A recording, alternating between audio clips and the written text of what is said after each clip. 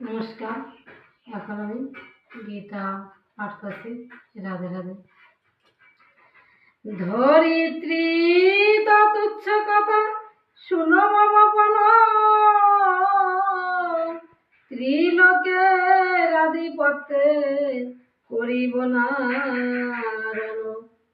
কুরুকুল নাশ করি বল দেখি হরি, কেমনে হইব সুখী ওহে বংশীধারী।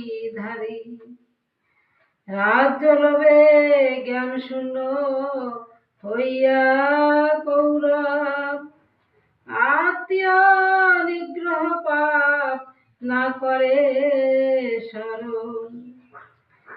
জানিয়া সে দোষ আমি বল নারায়ণ, কেননা ত্যাদিব পাপ প্রলোভন।